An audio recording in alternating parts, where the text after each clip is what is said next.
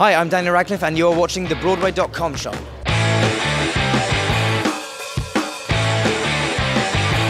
Welcome to the Broadway.com show, your weekly guide to all the news on the Great White Way. Or as we like to think of it, the only place you can go on a magic carpet ride with a princess and get spit on by a transgender German rock star all in the same two-show day. Let's get started with the news. What's the buzz, Paul? If Then opened on Broadway this week, bringing Tony winner Idina Menzel back to the boards after 9 long years.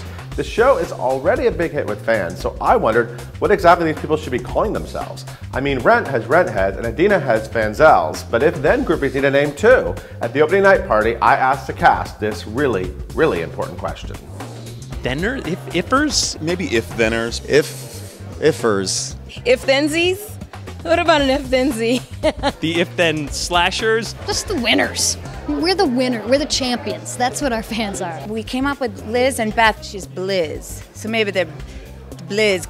I don't know. Blizzard. Blizzards. That's good. No, I have no idea. I think we just sealed it. Those kind of fans that...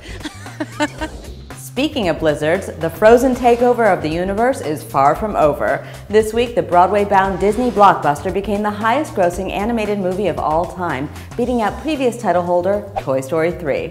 The Oscar-winning movie, which famously features the voices of Kristen Bell and If Then star Idina Menzel, is now the 10th largest grossing film in history and the first billion-dollar movie from Disney Animation Studios. Yes, billion, with a B. We can't wait for this cold front to come to Broadway. Looks like 2 Broadway divas made the most of this long, cold winter.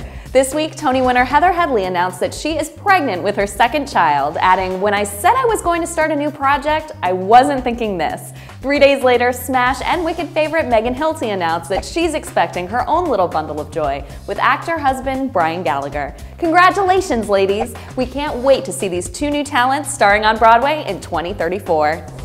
2 potentially Broadway-bound shows feature an upcoming season at the American Repertory Theatre in Cambridge.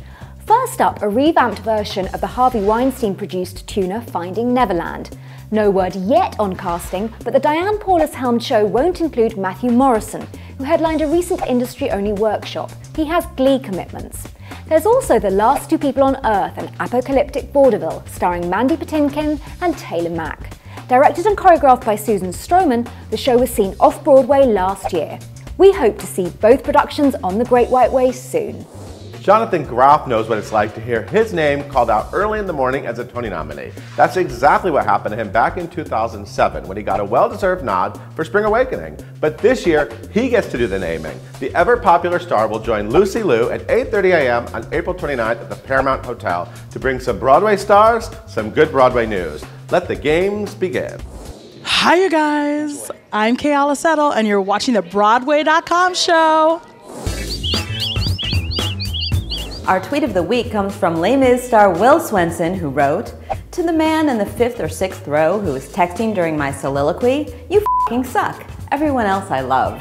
That's right, man in the 5th or 6th row, you are now on Javert's bad side, and he never forgets when someone crosses him. Ever. You can follow this Broadway star at The Will Swenson. Thumbs up to the news. The Spring Awakening film will be at a movie theatre near you sooner rather than later.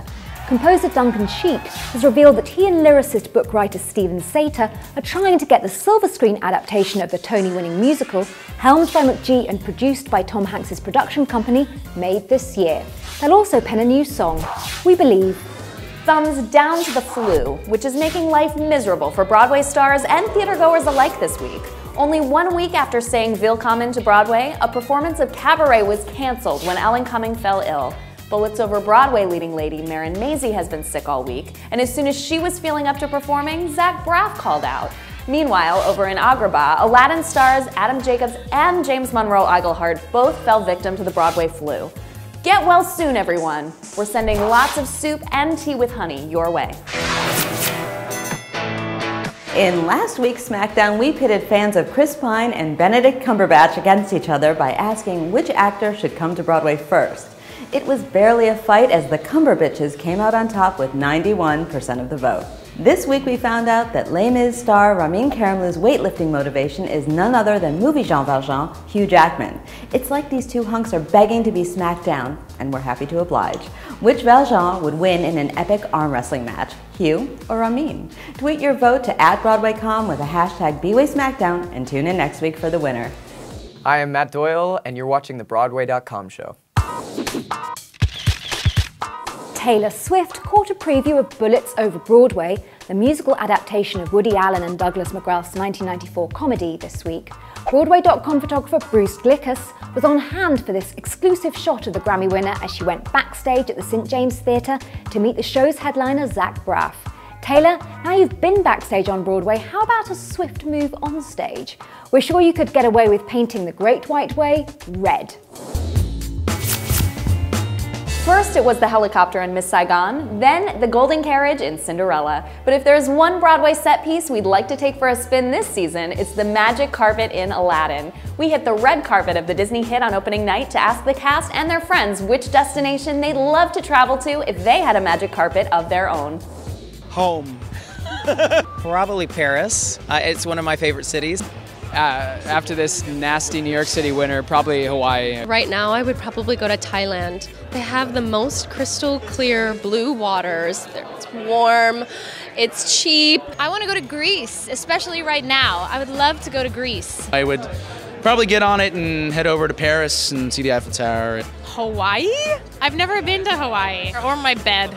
I think I would go to Japan.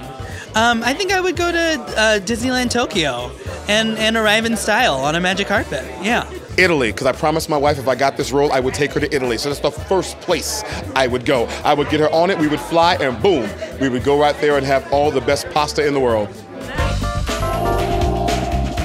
Frozen's queen, Idina Menzel, is back where she belongs, Broadway. We haven't seen her on the Great White Way since Wicked, but this week the Tony winner officially opened in the new musical If Then at the Richard Rodgers Theatre. Meanwhile, the Billboard issue featuring Menzel on its cover disappeared off the racks faster than you can say Adele Dazeem, becoming the first issue of the magazine to sell out this year. Now you're back, Idina, we have no intention of letting you go. Neil Patrick Harris is starring on Broadway as trans rocker Hedwig in Hedwig and the Angry Inch, but he recently gave TV audiences a peek of what his Inspector Javert might look like, singing the Confrontation with How I Met Your Mother bud Jason Segel on Inside the Actors Studio. We leave you with this spectacular clip. Thank you for watching the Broadway.com show. See you next week. Believe in me, you can never change. But there is a duty that I swore to change. No, you know nothing of my life. All I did was steal my duty to you. You know nothing. You have no rights. You would need to see me dead. Now before I see this justice, Jean Valjean is nothing now. I am decomposed of rights. I'm a strong to have to pay. Every man is born in sin. Every man must choose his way. You know nothing of Javert!